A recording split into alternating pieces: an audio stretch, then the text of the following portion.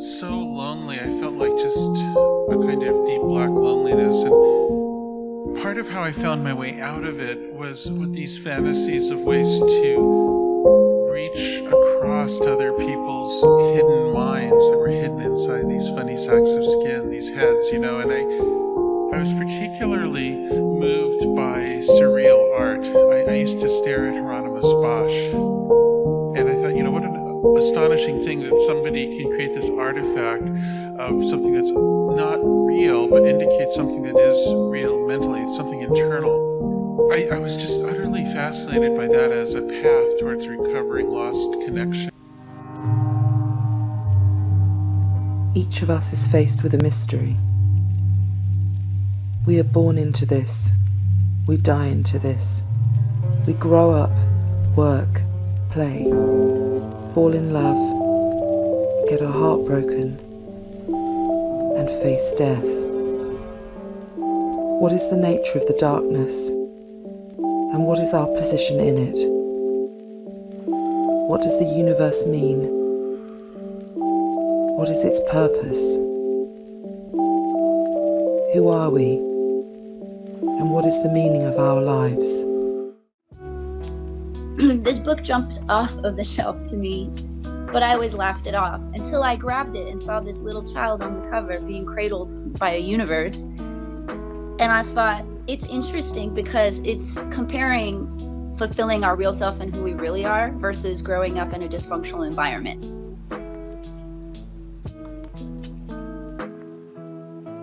Please hear what I'm not saying. Please hear what I'm not saying. Please hear what I'm not saying. Don't be fooled by me. Don't be fooled by the face I wear. I wear a mask, 1,000 masks. Masks that I'm afraid to take off, and none of them is me. Pretending is an art that's second nature with me, but don't be fooled. For God's sake, don't be fooled. I give you the impression that I am secure, that all is sunny and unruffled with me within, as well as without. That confidence is my name, and coolness is my game. That's the waters calm, and I'm in command, and that I need no one, and that I need no one, and that I need no one. But don't believe me. My surface may seem smooth, but my surface is my mask. Ever varying and ever concealing. Beneath lies no complacence. Beneath lies confusion and fear and aloneness. But I hide this. I don't want anybody to know this. I panic out the thought of my weakness and fear being exposed. This is why I frantically create. This is why I frantically create. This is why I frantically create. A mask to hide behind. This is why I frantically create, again, a mask to hide behind. A nonchalant, sophisticated facade to help me pretend. To shield me from the glance that knows. To shield me from the glance that knows. And for the longest time, I was sort of a robot. I functioned on minds behind a mask. I didn't really use any other social media. I didn't really do anything else for myself much. And it was kind of all-consuming. And I took a hiatus to kind of find myself, more or less, to figure out myself emotionally, because I did try to push all that kind of stuff away. I spent a lot of time in person, deep in the underground scene, in my local area, meeting all kinds of interesting people with all kinds of cool ideas that they didn't really know where to turn with them. And so I got to discuss a lot of really cool things with people out in person, in the real world, which, when I started at Minds, this was the only place I really discussed that stuff. I didn't really think there were people near me that had the same kind of thoughts that I did. And so I kind of spent a lot of time really deep underground with a lot of really interesting people, but also I got a little too close to the sun.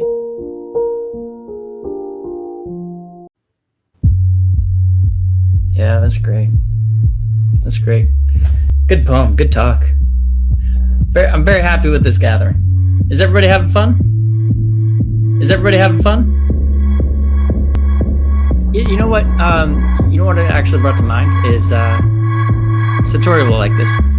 Terrence McKenna has this kind of talk where he says, "Culture is not your friend." stop consuming images and start producing them. If you keep consuming images from the outside limited world, you will intensify the illusion that was created by someone else. If you start producing images from your infinite imaginarium world, you will neutralize the illusion and create your own boundless reality. We have to create culture. Don't watch TV, don't read magazines, don't listen to NPR, create your own roadshow. The nexus in space and time of where you are right now is the most immediate sector of your universe. And if you're worried about Kanye West or Donald Trump or something else, then you are disempowered. You're giving up your power to icons that are maintained by electronic social media so that you dress like X or have lips like Y or take selfies like this or buy A, B, and C. This is shit brain kind of thinking. That this culture is a diversion of disempowerment and disconnection. And what is real is you and your friends and your associates and your highs and your orgasms and your hopes and your plans and your fears. But we are told no, we're unimportant, we are not powerful, our voices don't matter, our actions are insignificant. It tells us to go get a degree, go get a job, get this and get that. Then you become a player, but you don't even want to play the game.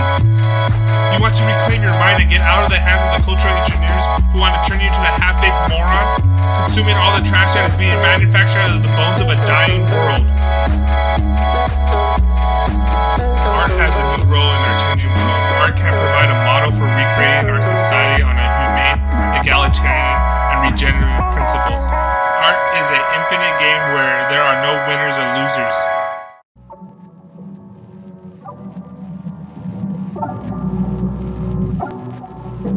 It's been a minute, and I know that I haven't left a quote. Yet the fire is still being stoked by the divisions of our votes. Has self-determination become a joke? Or has anybody deprived us of our thoughts and our hopes? Different opinions arise from the sound of the crowd. If we listen, we can harmonize and allow coexistence.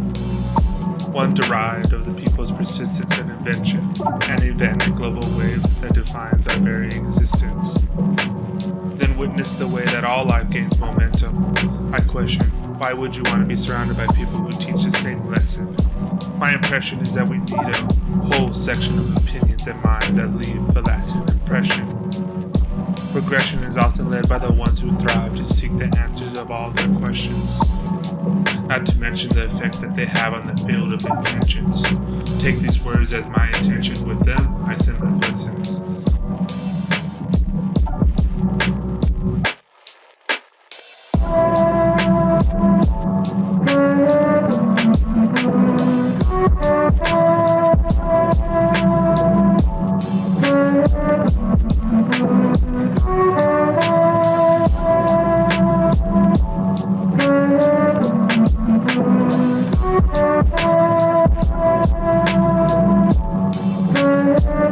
It has been a minute, I know, that I haven't left a quote, yet the fire is still being stoked by the divisions of our votes. Has self-determination become a joke? Has anyone deprived us of our thoughts and our hope? Different opinions arise from the sound of the crowd. If we listen, we can harmonize and allow the coexistence. One deprived of people's persistence and invent a global way that defines our very existence. Then witness the way that all life gains momentum. I question, why would you want to be surrounded by people who would teach the same lesson? My impression is that we need a wide selection of opinions and minds that leave a lasting impression. Progression is also led by the ones who thrive to seek the answers to all the questions, not to mention the effect that they have on the field of intentions. Take these words as my intention. With them, I send my blessings. This is the mosaic of ideas. Welcome to the infinite imaginarium.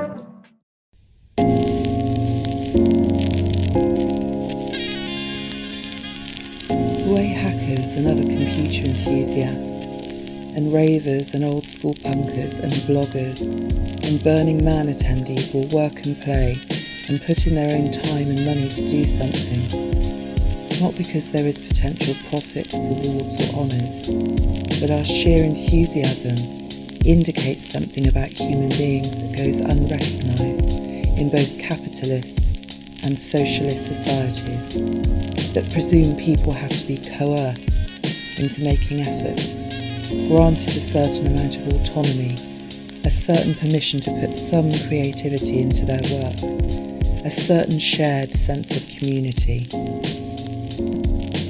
People will do all kinds of stuff simply because it is engaging to do and can be shared.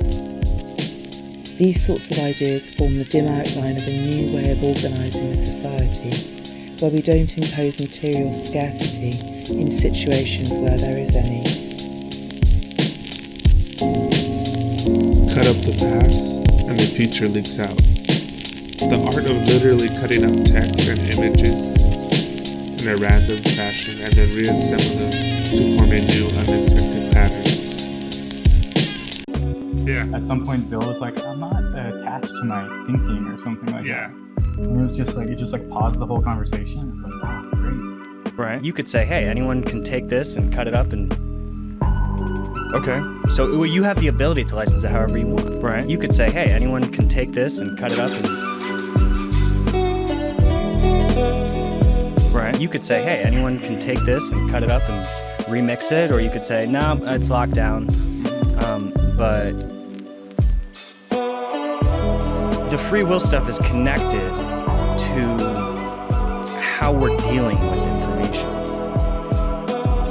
And like, if you think, realistically, we don't own what we're saying. We're a part of it. Right. We're a conduit. We're a unique If conduit. you could ask people, say in 1900, what are the odds of, man landing on the moon, they would have said that's ridiculous. And if you try to talk to them about the internet, they would not even know what the heck what are you even talking about? Like, this sounds so crazy. In person, deep in the underground scene in my local area, meeting all kinds of interesting people with all kinds of cool ideas that they didn't really know where to turn with them. And so I got to discuss a lot of really cool things with people out in person in the real world, which, when I started at Minds, this was the only place I really discussed that stuff. I didn't really think there were people near me that had the same kind of thoughts that I did. And so I kind of spent a lot of time really deep underground with a lot of really interesting people, but also I got a little too close to the sun. I got a little too close to the sun. I got a little too close to the sun. Where we're going, we don't need a host. Where we're going, we don't need a host. Where we're going, we don't need a host. More Poets' new program, and more programmers' new poetry. I'm convinced the world will be a lot better place. Co-design and co-creating this Web3 future we all need. Some may think this is the short road, but I assure you, this is the long road. Hone your skills, focus in on your craft, and harness your intent. So it's just all about building the team. Team is everything. Developers are very scarce these days as well. There's tons of competition for the best full stack developers in the crypto space just because everything's exploding. So, we're being patient with it, but like that's everything. Everything is about community and team. So, yeah, man. But what's up, guys? The power of chaos. It pays to be chaotic. It pays to be chaotic. In seemingly chaotic systems, users are free to do whatever they want. Starfish systems are wonderful incubators for creative, destructive, innovative, and crazy ideas. Anything goes. Good ideas will attract more people, and in a circle, they'll execute the plan. Where creativity is valuable, learning to accept chaos is a must.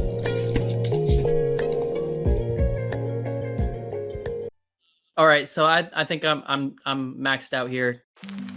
I mean, I hope we are out there on Mars and maybe beyond Mars, the moons of Jupiter.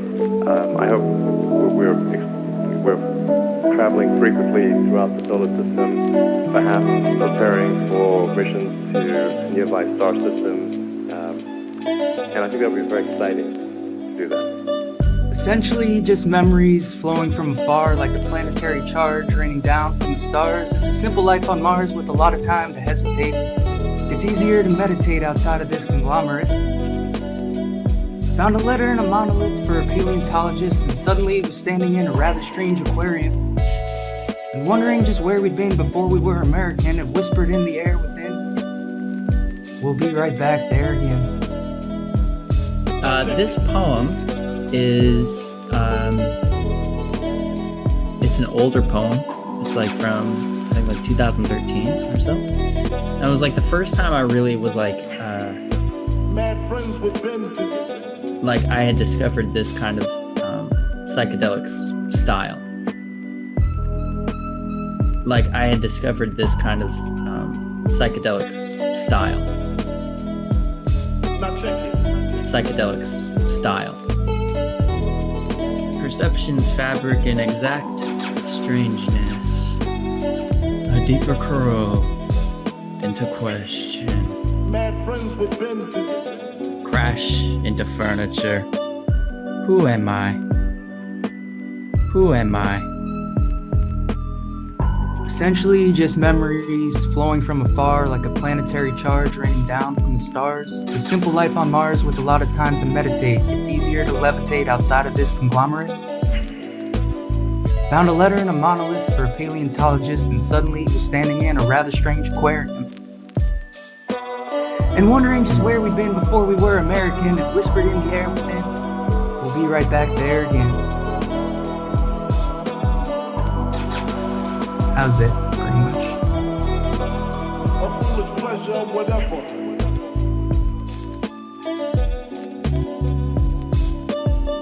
That if you'd ask people, say in 1900, what are the odds of, man landing on the moon, they would have said that's ridiculous. And if you try to talk to them about the internet, they would not even know what are you even talking about? Like, this sounds so crazy.